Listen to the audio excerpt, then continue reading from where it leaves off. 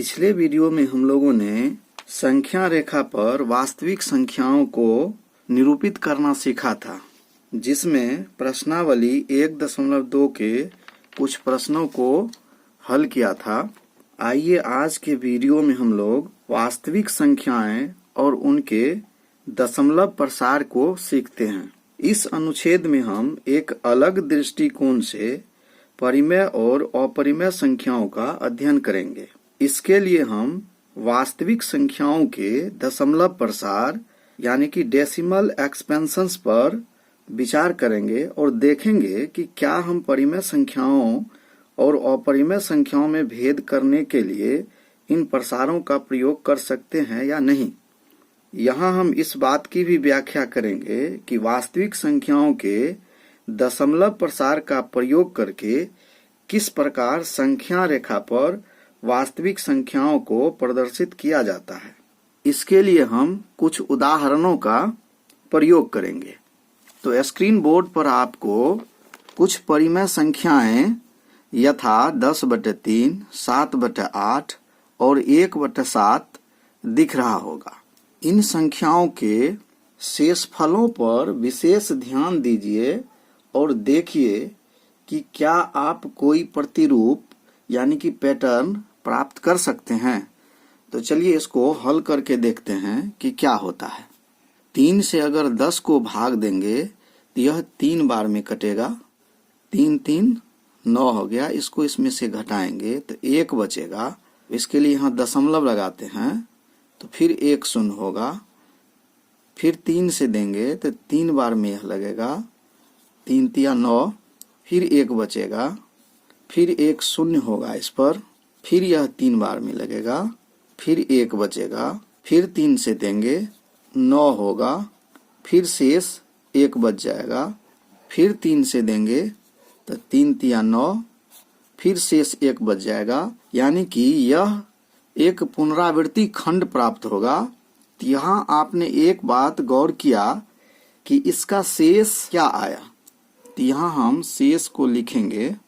ध्यान से देखिए कि प्रत्येक चरण में शेष 1 बच रहा है। यहाँ 1 शेष बचा तो हम 1 लिखते हैं, फिर 1 शेष बचा, फिर 1 लिखते हैं, फिर यहाँ 1 शेष बचा, फिर 1 लिखते हैं, फिर यहाँ शेष 1 बचा। यानी कि हर एक स्थिति में शेष 1 बच रहा है, जबकि भाजक 3 है। चलिए अब अगला उदाहरण को देखते हैं। 8 से 7 में भाग देंगे तो यह नहीं लगेगा। तो यहाँ हम दशमलव लगाएंगे, 1 शून्य इस पर होगा। 8 से कितना बार में यह लगेगा? 8 8 64, यानी कि यह 8 बार में लगेगा। शेष यहाँ 6 बचेगा, फिर 6 पर 1 शून्य होगा, फिर 8 7 56, 7 बार में लगेगा तो शेष यहाँ 4 बच जाएगा। फिर 8 से भाग लगाएंगे तो यह 8 5 40, यानी कि 5 बार में लगेगा और यहाँ शेष 0 हो जाएगा। तो आइए इसके शेष को लिखते हैं।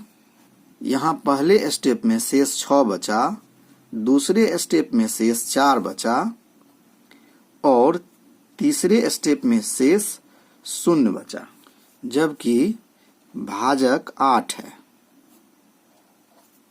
चलिए अब तीसरे उदाहरण को देखते हैं। यहाँ 7 से 1 में भाग देना है तो 1 में नहीं लगेगा। तो यहाँ हम दशमलव लगाएंगे तो 1 शून्य यहाँ होगा। 7 एकम 7, यानी कि 1 बार में इसमें लग जाएगा तो शेष यहाँ 3 बचेगा, फिर 1 शून्य होगा। अब 7 से लगाएंगे तो यह 4 बार में लगेगा। 7 चौके 28, फिर शेष 2 बचेगा, फिर 1 यहाँ शून्य लग जाएगा, फिर यह 2 बार में लगेगा। 7 दूना 14, फिर इसको घटाएंगे तो यह 6 बच जाएगा, फिर 1 शून्य इस पर लगेगा। 7 8 56, 4 शेष बचेगा, फिर 1 यहाँ शून्य इस पर लगाएंगे तो 7 5 35, यह 5 बार में लगेगा, फिर शेष 5 बच जाएगा। 5 पर 1 शून्य फिर लगेगा तो 7 7 49, शेष 1 बच जाएगा। जहां से हमने शुरू किया था फिर वहीं शेष हमको प्राप्त हो गया, यानी कि अब यहाँ से पुनरावृत्ति खंड शुरू हो जाएगा। इस स्थिति में शेष जो हमें प्राप्त हुआ है वह 3, दूसरे स्टेप में शेष 2, तीसरे स्टेप में शेष 6, चौथे स्टेप में शेष 4,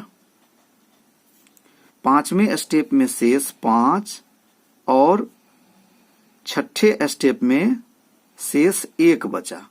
और फिर यहाँ से शेष की इसी तरह पुनरावृत्ति होगी, जबकि भाजक 7 है।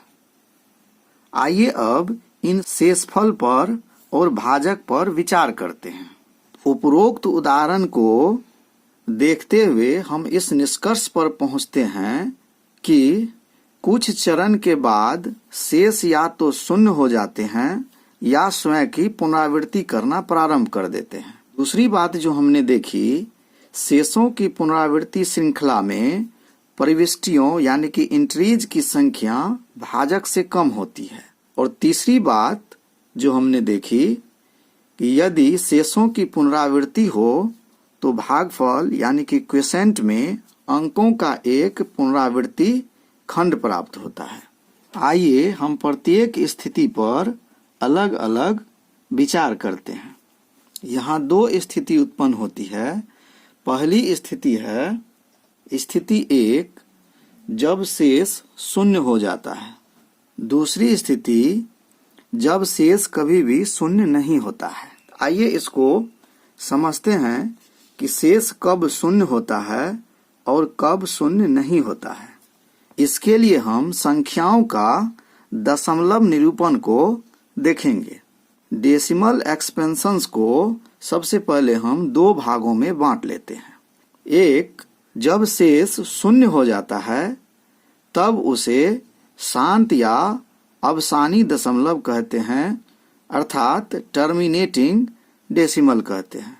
जैसे अगर 3 में 5 से भाग दें तो यहाँ शेष शून्य होगा, तब हमें एक शांत दशमलव प्राप्त होगा। दूसरा उदाहरण देखते हैं कि 19 में अगर 8 से भाग देते हैं तो यह 2.375 हो जाता है और शेष शून्य हो जाता है। अब इसके बाद कोई संख्या नहीं आएगी। 5 में 16 से भाग देने पर हम देखते हैं कि हमको भागफल 0.3125 प्राप्त होता है और शेष शून्य हो जाता है। तो इस तरह के दशमलव को हम शांत दशमलव कहते हैं और यह परिमेय संख्या के रूप में होती है, अर्थात इसे हम p/q के रूप में लिख सकते हैं। इसके हर में रूढ़ गुणनखंड केवल 2 या केवल 5 या केवल 2 और 5 के रूप में होता है, अर्थात इसके हर में या तो 2 होगा या फिर 5 होगा या फिर 5 और 2 दोनों होगा। तो जब शेष शून्य हो जाता है तो ऐसी संख्याओं को हम शांत दशमलव कहते हैं, अर्थात इन सभी स्थितियों में कुछ परिमित चरणों के बाद दशमलव प्रसार का अंत हो जाता है। अतः ऐसी संख्याओं के दशमलव प्रसार को शांत यानी कि टर्मिनेटिंग दशमलव कहते हैं। चलिए अब इसके दूसरे प्रकार को देखते हैं।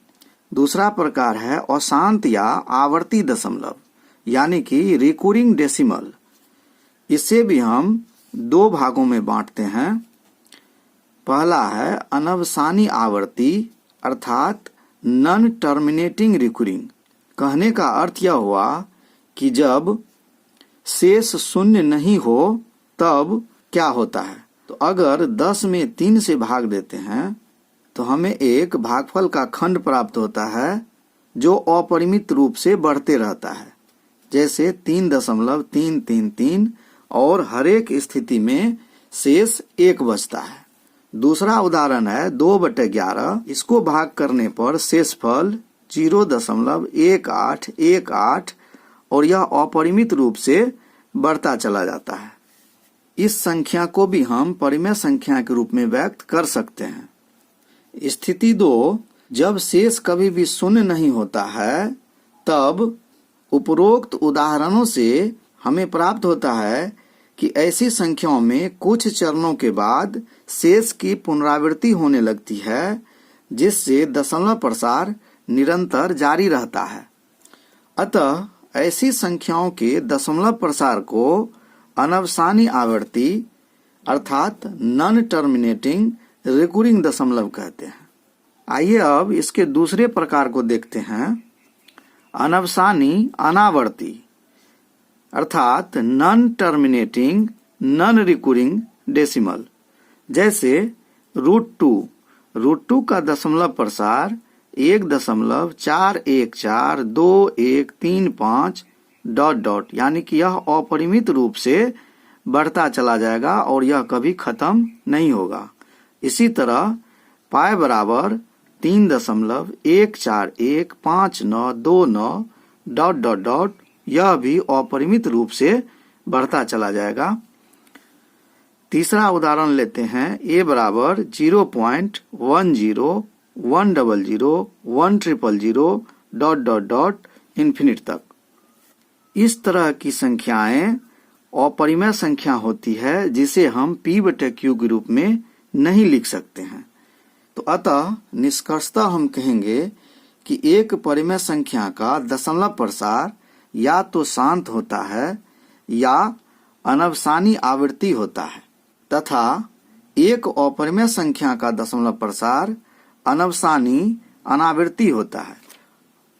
तो उम्मीद करते हैं कि आप संख्याओं के दशमलव निरूपण या उसके प्रसार को सीख चुके होंगे। तो आज के वीडियो में बस इतना ही। मिलते हैं फिर नेक्स्ट वीडियो में।